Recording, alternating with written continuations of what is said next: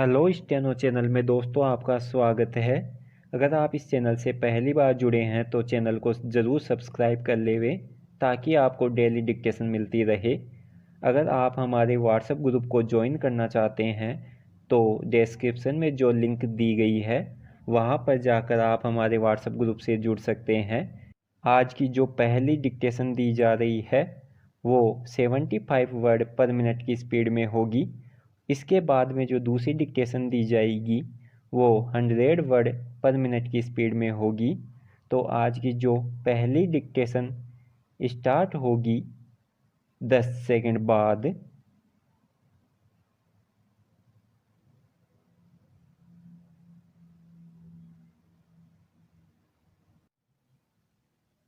Start. एक किसान पुत्र के रूप में बचपन में मेरे द्वारा देखा गया सपना आज साकार हो रहा है। विराम। बचपन में जब मैं मंडी जाता था और व्यापारियों द्वारा बोली लगाकर धान की खरीद फरोख्त देखता तो मन में अक्सर यह विचार आता था कि काश हम भी इस मंडी के अलावा कहीं भी ऐसी जगह जाकर अपना अनाज बेच पाते जहां हमें इस मंडी से बेहतर और उचित दाम मिल सके। विराम। लेकिन कानूनों की पाबंदी ऐसा करने नहीं देती थी। विराम। आज मेरा वो सपना फलीभूत हो गया है। विराम। प्रधानमंत्री मोदी जी के नेतृत्व में हमारी सरकार ने किसानों को नई आज़ादी प्रदान की है और उन्हें यह हक दिया है कि वे अपनी उपज कहीं भी किसी भी व्यक्ति या संस्था को बेच सकते हैं जहां उन्हें इच्छित एवं उचित मूल्य मिल सके। विराम। वर्तमान केंद्र सरकार द्वारा आत्मनिर्भर भारत योजना के तहत कृषि के आधारभूत ढांचे के निर्माण के लिए 1 लाख करोड़ की विशाल धनराशि स्वीकृत की गई है। विराम। अनेक नवीन योजनाओं का सूत्रपात किया गया है और कानूनों का सरलीकरण कर ऐसे कानून बनाए जा रहे हैं जिससे किसानों को उनका वाजिब हक मिले और खेत में लहलाती फसल के समान ही उनकी जिंदगी भी समृद्धि की हरियाली में लहला सके। विराम। पैरा। केंद्र सरकार द्वारा कृषि उत्पाद एवं व्यापार वाणिज्य संवर्धन एवं सरलीकरण विधेयक 2020 प्रस्तुत किया गया जो लोकसभा ने दिनांक 17 सितंबर को पारित कर दिया और राज्यसभा ने भी दिनांक 20 सितंबर को पारित कर दिया। विराम। यह नया विधेयक एक किसान को यह आज़ादी देता है कि वह अपनी उपज देश में कहीं भी किसी भी पैन कार्ड धारक को बेच सकता है। विराम। इस विधेयक के माध्यम से देश में किसान अपनी उपज को किसी भी ऐसे स्थान पर बेच सकता है जहां उसे सर्वोत्तम मूल्य मिल सके। विराम। साथ ही यह विधेयक कृषि व्यापारियों एवं खाद्य प्रसंस्करणकर्ताओं आदि को भी लाभ पहुंचाएगा, क्योंकि वे अब अपनी औद्योगिक इकाई या गोदाम के आसपास ही किसानों से कृषि उपज खरीद सकेंगे, जिससे बिचौलिए कम हो जाएंगे। कोरोना काल में जहां अधिकांश व्यापार बंद थे और कुछ समय के लिए मंडियां भी बंद थी, तब यद्यपि थोड़ी परेशानी हुई, परंतु धीरे धीरे कृषि क्षेत्र में सरकार द्वारा प्राप्त विशेष रियायतों के परिणाम स्वरूप कार्य आरंभ हो गया।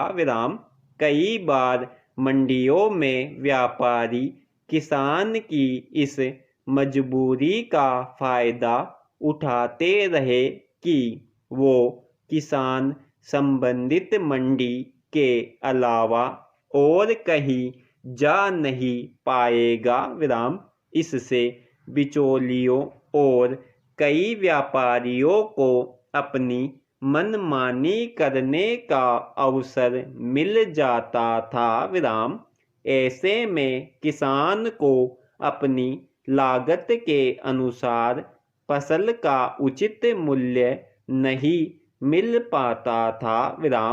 साथ ही यह भी देखा गया है कि हर एक गांव या कस्बे में मंडी नहीं है और लाखों किसान तो ऐसे भी हैं जिनके यहाँ से मंडी की दूरी भी बहुत होती है।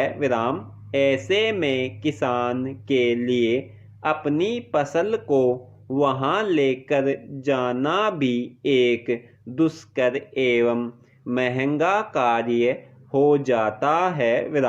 किसान की इस मजबूरी का फायदा बिचौलिए और मुनाफाखोर उठाते हैं तथा सस्ते दामों में ही किसानों की उपज को खरीद कर तेज भाव आने पर मंडी में जाकर बेचते हैं।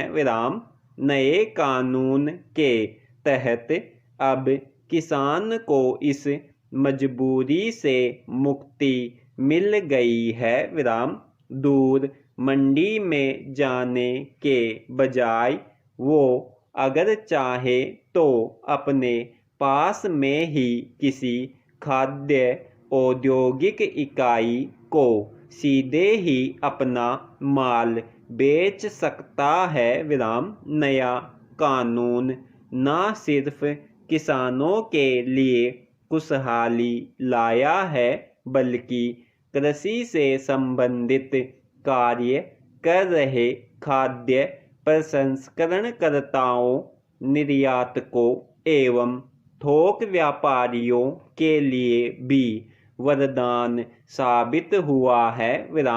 अब वे अपनी औद्योगिक इकाई या गोदाम के आसपास ही वहाँ के किसानों से सीधे ही कानूनी रूप से फसल खरीद सकते हैं और इस प्रकार खरीद फरोख्त की इस श्रृंखला में बिचौलियों के कम हो जाने से किसान और व्यापारी दोनों की लागत घटेगी और इससे दोनों को परस्पर फायदा होगा। जीएसटी के माध्यम से केंद्र सरकार ने एक देश एक बाजार का जो सपना देखा है वो अब कृषि सहित सभी क्षेत्रों में पूरा हो रहा है। समाप्त। आज की जो दूसरी डिक्टेशन दी जा रही है वो स्टार्ट होगी 10 सेकंड बाद।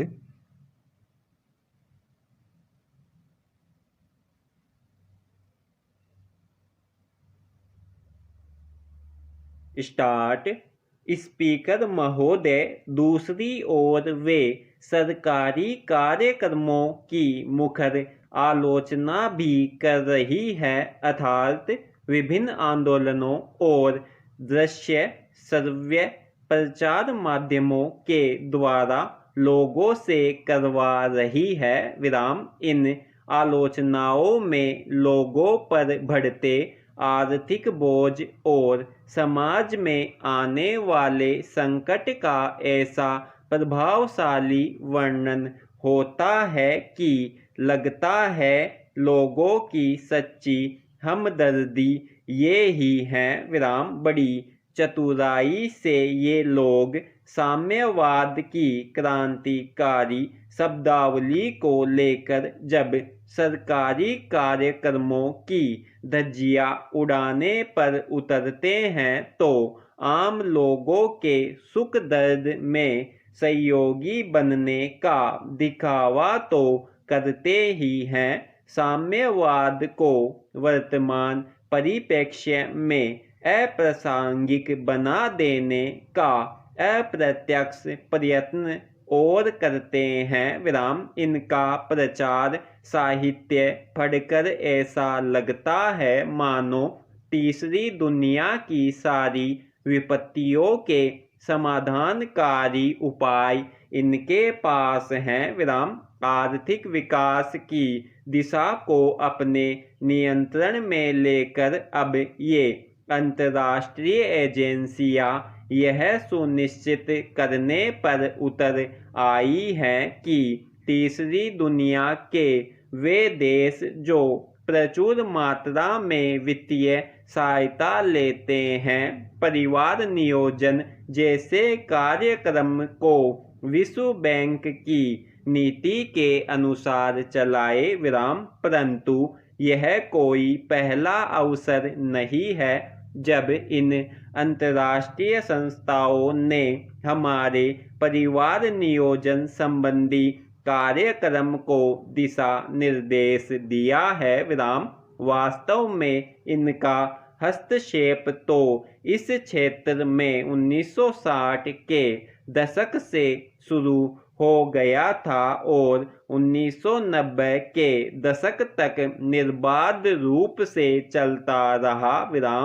यह तथ्य इस बात से प्रमाणित होता है कि भारत में जनसंख्या नियंत्रण के लक्ष्य यहाँ की स्थितियों और क्षमताओं को ध्यान में रखकर नहीं, बल्कि यह ध्यान में रखकर निर्धारित किए गए कि विश्व जनसंख्या वृद्धि में भारत के योगदान को कितना कम किया जा सकता है। यहाँ तक कि गर्भ निरोधक उपकरणों एवं दवाओं में भी किस पर कब अधिक जोर देना है, इस बात का फैसला भी धन देने वाली एजेंसियों की इच्छा पर निर्भर रहा। लोगों को यह जानकर आश्चर्य होगा कि इनमें से कुछ एजेंसियों ने तो अपना अनुदान ही मुद्रा में न देकर आर्थिक या समग्र रूप से गर्भ निरोधकों के रूप में दिया। साथ ही यह भी सच है कि परिवार नियोजन कार्यक्रम तथा जनसंख्या नीति की समीक्षा करने वाली समिति के अधिकतर सदस्य भी अंतर्राष्ट्रीय प्रचार अभियानों से जितने प्रभावित रहे, उतने आम लोगों की चिंताओं या कठिनाइयों से नहीं रहे। यह नीति अपनाना उचित नहीं है। समाप्त।